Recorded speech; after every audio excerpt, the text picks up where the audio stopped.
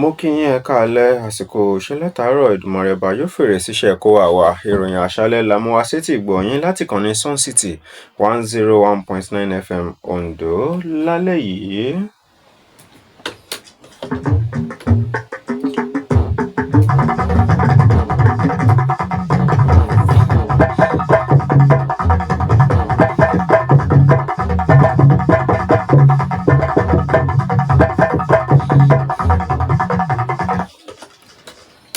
Àjọ INEC tún ti bẹ̀rẹ̀ sí ní ṣe ìforúkọsílẹ̀ fáwọn olùdìbò káàkiri ilẹ̀ Nàìjíríà.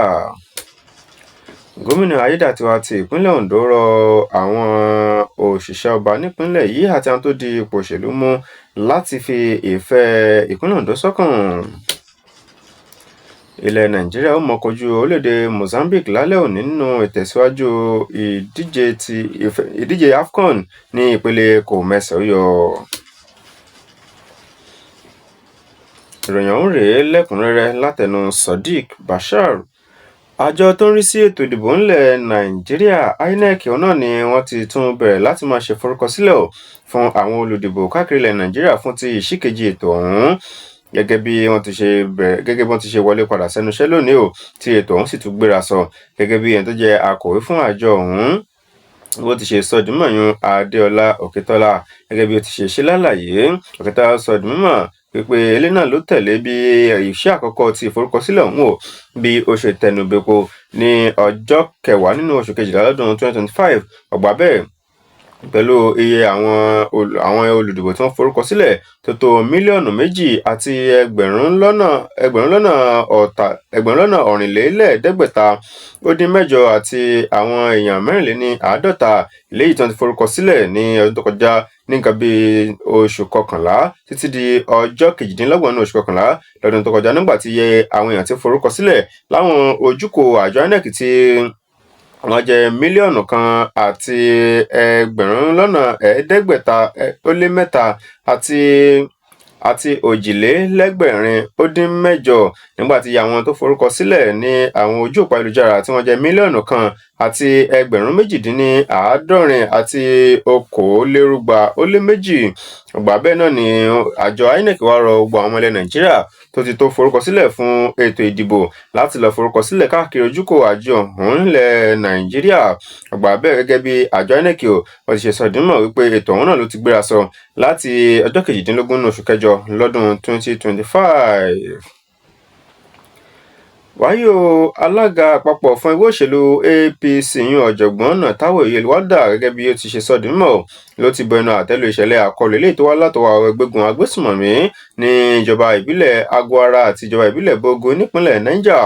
eléyìí tó gbẹ̀mí lẹ́nu àwọn èèyàn tí kò dín ní 22 gẹ́gẹ́ bí tí wọ́n tún jí àwọn míì gbé lọ eléyìí tí àwọn ọmọ ẹwẹ́ àtàwọn obìnrin tó ń bẹ náà tó jí gbé lọ. Nínú àtẹ̀jáde eléyìí tí ó ṣọwọ́ sáwọn oníròyìn, alága àpapọ̀ fún ẹgbẹ́ òṣèlú APC náà ló fi ẹ̀dùnnú rẹ̀ hàn lórí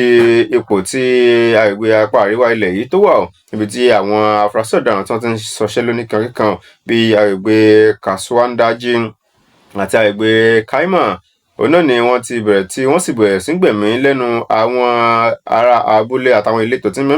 tí wọ́n tó dáná sun ọjà àti dúkìá tó ń ti ilé àwọn èèyàn tèmọ́ ilé ìjọsìn bírò ilé tó ṣẹlẹ̀ níjọba ìbílẹ̀ Papiri ní ìpínlẹ̀ Niger bákan náà tí wọ́n jí àwọn akẹ́kọ̀ọ́ ilé ẹ̀kọ́ aládàáni St Mary tí wọ́n jí wọn kó lọ. Gẹ́gẹ́ bí Yelwada gẹ́gẹ́ bó ti ṣe lálàyé wípé àkọlù látàwọn ẹgbẹ́gun agbésùmọ̀mí yìí náà ló jẹ́ in tí gbogbo ọmọ ilẹ̀ Nàìjíríà tàjọ nílò láti kọjú báyìí kí a sì wà ní ojú ọlákàn fi ṣọ́rí tí wọ́n torí wọ́n gbìyànjú láti da ìṣọ̀kan àtìrẹ́pọ̀ àlàáfíà ilẹ̀ Nàìjíríà rú ni. Gbà bẹ́ẹ̀ ni alága àpapọ̀ fẹ́gbẹ́ òṣèlú APC ọ̀hún náà ló gbóṣùbà fún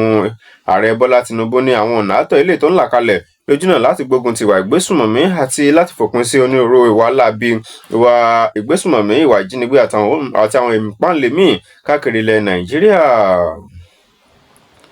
Wáyé o, gómìnà ìpínlẹ̀ Ondo Honorable Lucky Orimisan Ayédàtiwa lónìí ọjọ́ ajé àkọ́kọ́ nínú ọdún 2026 òun náà ni ó ti rọ gbogbo àwọn tó dipò òṣèlú mú àti gbogbo àwọn òṣìṣẹ́ ọba nípínlẹ̀ Ondo láti jẹ́ kí ọ̀pákùtẹ̀lẹ̀ ṣọwọ́ ṣiṣẹ́ wọn lọ́dún yìí kó jẹ́ ìnífẹ̀ẹ́ ìpínlẹ̀ Ondo láti ti máa gbé sókè gẹ́gẹ́ bí ó ti ṣe sọ di mímọ̀ lásìkò ìgbà tí wọ́n ṣe àkànṣe àdúrà fún ti ọjọ́ iṣẹ́ àkọ́kọ́ nínú ọdún tuntun ní ilé ìjọba ní ìlú Àkúrẹ́. Gẹ́gẹ́ bí Ayédàtiwa ṣe sọ di mímọ̀ pé gbogbo iléeṣẹ́ ìjọba lẹ́lẹ́kànjẹ̀ka náà ni ẹlẹ́kànjẹ̀ka tó jẹ́ tìjọba náà ló jẹ́ pé kí wọ́n dájú pé wọ́n mú ìdàgbàsókè bá ìpínlẹ̀ Ondo níhà tí wọ́n sì ń ṣiṣẹ́ wọn bí iṣẹ́ wọ́n sì ní ìfarajìn pẹ̀lú iṣẹ́ wọn. Gẹ́gẹ́ bí ó ti ń sọ di mímọ̀ tó sì ń kí gbogbo àwọn òṣìṣẹ́ ọ̀hún, gómìnà sọ di mímọ̀ wípé lásìkò nínú ọdún yìí báyìí gbogbo àwọn tó bá yẹ fún àgbéga náà ni ó ṣàgbéga fún pé ó sì mọ sanwó oṣù wọn lóòrèkóòrè àti gbogbo àwọn tí wọ́n tọ́ sí owó àjẹmọ́nú wọn mọ̀ rí àjẹmọ́nú wọn gbà bẹ́ẹ̀ làwọn òṣìṣẹ́ fẹ̀yìntì náà ní gbẹ̀yìn láwọn ìjọba ìpínlẹ̀ àti ìjọba ìbílẹ̀ tí olúkálùkù sì máa rí ẹ̀tọ́ ìgbà lásìkò. Ọ̀gbọ́n náà ló sọ di mímọ̀ wípé àbá ètò ìṣúná tìpínlẹ̀ Ondo fún tọdún 2026 yìí yóò so èso rere o ní agbọn ti ètò ẹ̀kọ́ àti ètò amáyédẹrùn àtàwọn kan mìíràn fún ìpínlẹ̀ Ondo. Gómìnà wa ké sí gbogbo àwọn èèyàn ìpínlẹ̀ Ondo láti túbọ̀ kọ́ ti ìṣèjọba rẹ̀ láti lè kẹsẹ̀ járí ní ìpínlẹ̀ Ondo. Ọ̀gbà bẹ́ẹ̀ ẹni tó jẹ́ olórí òṣìṣẹ́ ní ìpínlẹ̀ Ondo ọ̀gbẹ́ni Báyọ̀ Philip ló ti gbóṣùbà fún gómìnà ìpínlẹ̀ Ondo Honorable Lucky Orímisan Ayédàtiwa o níbi ó ti jẹ́ pé gómìnà tó ní ìfarajìn tó sì ní ìfọkànsìn tó sì ń ṣe ohun tó tọ́ àti tó yẹ fún aráàlú gẹ́gẹ́ bí adarí òṣìṣẹ́ wọn gẹ́gẹ́ bó ti gbóṣùbà fún gómìnà lásìkò ìgbà tí ó ń sọ̀rọ̀ níbi àkànṣe àdúrà fún gbogbo àwọn òṣìṣẹ́ ọba fún ní ọjọ́ iṣẹ́ àkọ́kọ́ nínú ọdún 2026 gẹ́gẹ́ bí ó ti ń gbóṣùbà fún ìṣèjọba gómìnà Ayédàtiwa o wípé ó wà ní oníbàṣepọ̀ tó dánmọ́rán pẹ̀lú àwọn òṣìṣẹ́ àti ẹgbẹ́ àwọn òṣìṣẹ́ ní ìpínlẹ̀ Ondo tó sì jẹ́ pé gbogbo àwọn òṣìṣẹ́ nípínlẹ̀ Ondo náà ni wọ́n fẹ́ràn ìṣèjọba rẹ̀ gẹ́gẹ́ bí ó ti tẹpẹlẹ mọ́ kò ṣàìsọ di mímọ̀ wípé ìjọba ìpínlẹ̀ Ondo lábẹ́ ìdarí gómìnà Lucky Orímisan Ayédàtiwa òun náà ló jẹ́ pé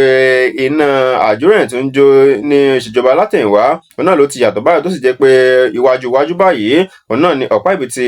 ìpínlẹ̀ Ondo tí ó ń rí sí o. Àgbà bẹ́ẹ̀ náà ló wá rọ gbogbo àwọn òṣìṣẹ́ ọba káàkiri ìpínlẹ̀ Ondo àgbà bíi gómìnà bó ṣe ń ṣe takuntakun báyìí o ti láti mú ìgbáyégbádùn àwọn òṣìṣẹ́ olókùnkúndùn wípé kí àwọn náà kí wọ́n ṣe dáadáa lẹ́nu iṣẹ́ kó àwọn tó rẹ́ tí àwọn bá kì fún ni àákì ìfawò padà ni. Wáyò àjọ tó ń rí sí iléeṣẹ́ ọlọ́pàá ilẹ̀ Nàìjíríà PSC náà ni ó ti jáwé akíwọ́wọ́ fún gbogbo àwọn tí wọ́n ní ojúkò ẹ̀rọ ayélujára káàkiri níbi tí àwọn èèyàn ti gbé máa ń ṣe ìforúkọsílẹ̀ fún lójú òpó ayélujára àtàwọn kan míì lójú òpó ayélujára ò wípé kí wọ́n yé gba owó kò tọ́ tó ẹgbẹ̀rún 15 owó náírà lọ́wọ́ àwọn tó bá fẹ́ ṣe ìforúkọsílẹ̀ fún àwọn tó bá ń wáṣẹ́ láti gbaṣẹ́ ọlọ́pàá eléyìí tó ń gbowó kò tọ́ ọ̀hún lọ́wọ́ wọn. Gẹ́gẹ́ bí àtẹ̀jáde ṣe wá látọwọ́ àjọ tó ń rí sí iléeṣẹ́ ọlọ́pàá Nàìjíríà látẹnu agbẹnusọ ọ̀gbẹ́ni Toti Njoku gẹ́gẹ́ bí ó ṣe ń ṣẹ́ ẹ̀sùn ilé tó ń jàrìn káàkiri o wípé àwọn owó tí wọ́n ń gbà lọ́wọ́ àwọn tí ó ń gbìyànjú láti forúkọsílẹ̀ fún ìwáṣẹ́ ọ̀hún wípé wọ́n fún iléeṣẹ́ ọlọ́pàá ń bẹ̀ gẹ́gẹ́ bí àjọ tó ń rí sí iléeṣẹ́ ọlọ́pàá ńlẹ̀ yìí wọ́n wá ṣẹ́ ẹ̀sùn ọ̀hún pé kò sí owó kankan eléyìí tí àwọn ará wọn kan mọ́ gbà àbí tí wọ́n gbà tí wọ́n fi ń jíṣẹ́ fún iléeṣẹ́ ọlọ́pàá. Òsọdìmọ̀ wípé ìlànà fífi orúkọ nílẹ̀ fún ìwáṣẹ́ sí iléeṣẹ́ ọlọ́pàá ọ̀hún o wípé ọ̀fẹ́ pátápátá gbà ní tí wọn ò sì ní kẹ́nikẹ́ni ó san owó kankan bí tí kò mọ̀ wọn á rọ gbogbo àwọn tí wọ́n wáṣẹ́ láti gbaṣẹ́ ọlọ́pàá nílẹ̀ yìí láti kọjá lọ sí ojú òpó ayélujára tójúlówó ti iléeṣẹ́ ọlọ́pàá ilẹ̀ Nàìjíríà www.npfapplication.psc.gov.ng láti lọ fi àwọn tí wọ́n nílò láti fi síbẹ̀ léde ń bẹ̀ gẹ́gẹ́ bí àjọ ọ̀hún ṣe wá ké sí gbogbo àwọn tó ní ojúkò tí wọ́n ní àwọn ẹ̀rọ ayélujára láti tẹ̀tì láti já wọn bí wọ́n máa gba owó kò tọ́ lọ́wọ́ àwọn èèyàn náà nítorí pé ẹnikẹ́ni tí wọ́n bá tẹ̀ yóò fi ojú winá òfin. Ìròyìn aṣálẹ̀ lẹ́sìn gbọ́ láti kàn ní Sun City FM lábala kejì ìròyìn lẹ́yìn tí gbọ́ ìròyìn láti ilẹ̀ òkè ìròyìn amúlùdùn àti ìròyìn eré ìdárayá ẹ má yí kúrò à ń padà bọ̀.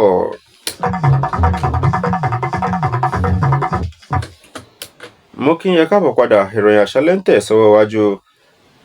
Ìròyìn láti ilẹ̀ òkèèrè. Ààrẹ orílẹ̀-èdè Venezuela eléyìí tí ìjọba ilẹ̀ Amẹ́ríkà tí wọ́n ti fi sígbèkùn báyìí Nicolas Maduro náà ni ló ti balẹ̀ bàgẹ́ ò sí ilé ẹjọ́ ní ìlú New York lórílẹ̀-èdè Amẹ́ríkà báyìí lẹ́yìn tí wọ́n fi páńpẹ́ ọba gbé ti ilẹ̀ Amẹ́ríkà ò tí wọ́n sì ń gbìyànjú láti jẹ gàba lé orí orílẹ̀-èdè tí ó ní epo rọ̀bì ọ̀hún gẹ́gẹ́ bí Maduro lẹ́yìn tí wọ́n gbé lóní jàǹtò pẹ̀lú ìyàwó rẹ̀ Celia Flores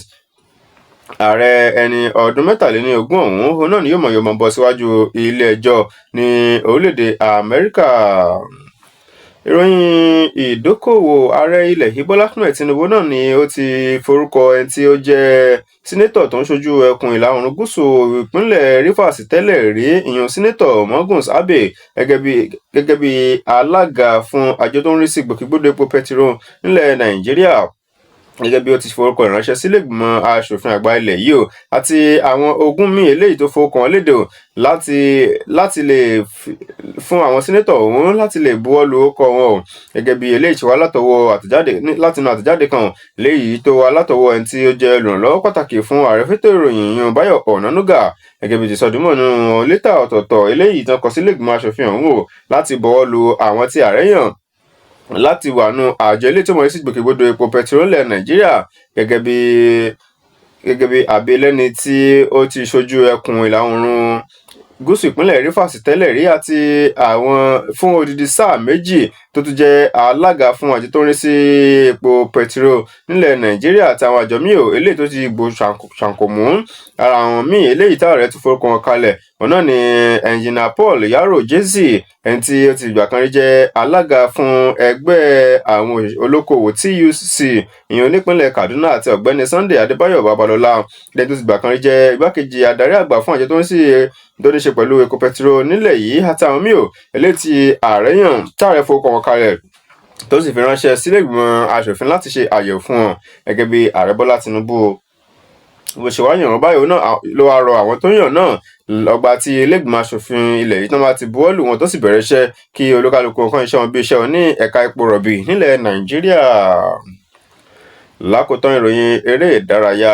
ikọ̀ ilẹ̀ Nàìjíríà náà ni ó máa kojú ikọ̀ Mozambique lálẹ́ òní láago 8 nínú ìfẹsẹ̀wọnsẹ̀ ti ìpele kòmẹ́sẹ̀yọ ti ìtẹ̀síwájú ìdíje ife ẹ̀yẹ ilẹ̀ adúláwọ̀ tọdún 2025 AFCON ní aago 8 lálẹ́ òní, gẹ́gẹ́ bí Super Eagles ní ẹni tí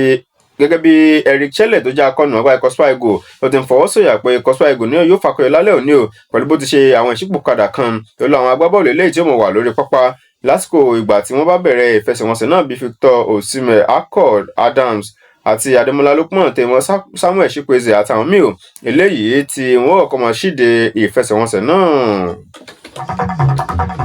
Pẹ̀lú ìròyìn eré ìdárayá òní àmọ́ wakọ̀ ìròyìn àṣálẹ́ ètò onígbóná láti kàn ní Sun City FM tó bá ní ohunkóhun tó ń ṣẹlẹ̀ lágbègbè yín tẹ́ fẹ́ bùn wá gbọ́ ilé pè wá tàbí fi àtẹ̀jíṣẹ́ ṣọwọ́ sórí ẹ̀rọ ìbánisọ̀rọ̀ 07056611019 tàbí 08118098314. Bùkọ́lá Akínrìnmọ́lá lólóòtú ìròyìn ọ̀hún lórúkọ àwọn tó ń jọ ṣẹ́kọ̀ọ́ kóròyìn náà jọ Sodiq Bashir ló mú wá sétí gbòyìn ẹ̀ ṣeun bí ẹ ṣe ń gbọ́ wá.